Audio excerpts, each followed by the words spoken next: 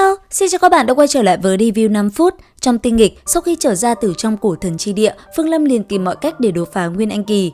Tuy vậy, cảnh giới mong manh từ kết đan hậu kỳ đại viên mãn muốn đột phá lên Nguyên Anh cũng không dễ chút nào. Thế nhưng rất may cho anh ấy, Phương Lâm trong họa lại gặp phúc khi Vân Phi, người được Phương Lâm cứu thoát một mạng và thi triển cấm thuật lên người, lại có ý định phản bội mình. Theo dấu cô ta, Phương Lâm gặp một người tên Khâu Tứ Bình. Sau khi đánh bại hắn ta, tên kia liền cầu xin Vương Lâm tha mạng. Hơn nữa, hắn còn nói cho Vương Lâm biết cách để đột phá Nguyên Anh rất dễ dàng. Bởi thế, Vương Lâm đã giữ lại mạng của hắn và hẹn 7 ngày sau sẽ cùng nhau tới nơi để lấy Nguyên Anh đan và hấp thu nó để đột phá. Trở về Sơn Cốc, Vương Lâm liền tiến hành chế tạo cấm phiên mà mình đã được học từ cổ thần. Tuy nhiên cũng vì vậy mà thiên kiếp đã xuất hiện. Khi bị thiên kiếp đánh trúng, Vương Lâm bị một sợi tơ đi vào trong cơ thể và hấp thu hết nguyên đan trong người. Nếu nguyên đan nhỏ lại và vỡ tan, Vương Lâm sẽ bỏ mạng. Bởi vậy, anh ấy liền nghĩ ra một cách, đó là lấy mạng người khác để lấy nội đan và hấp thu.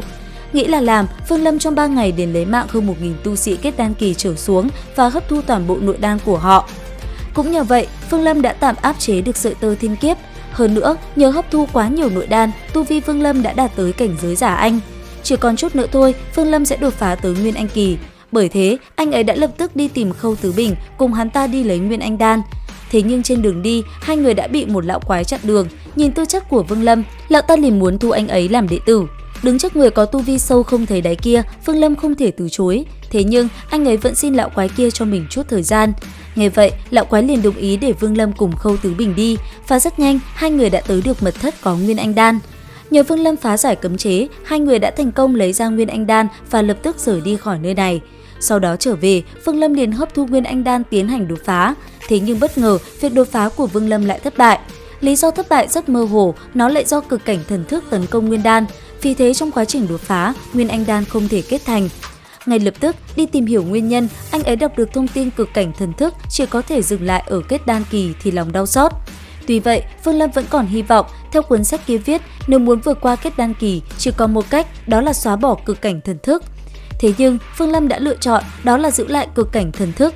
Tiếp theo, độn thổ xuống lòng đất, anh ấy liền tiến hành khu trừ cấm chế trên người, do lão quái thu mình làm đệ tử lưu lại. Phải rất vất vả, Phương Lâm mới khu trừ được nó. Xong xuôi, Phương Lâm liền rời khỏi Tu Ma Hải, tránh bị lão quái kia truy sát. Không lâu sau, anh ấy đã tới nơi có trận pháp truyền tống. Sau đó, đi vào truyền tống trận, Phương Lâm liền xuất hiện ở tại một địa phương khác. Vừa tới đó, Phương Lâm đã gặp hai tu sĩ của Hạo Thiên Tông. Hỏi chuyện hai người này, Vương Lâm mới biết mình đã được truyền tống tới Sở Quốc. Tiếp theo, nhìn qua bản đồ một chút, Vương Lâm hướng về phía Vân Thiên Tông. Sau đó khi tới gần, Vương Lâm liền dừng lại, tạo ra một cái động phủ, anh ấy liền tiến hành tu luyện.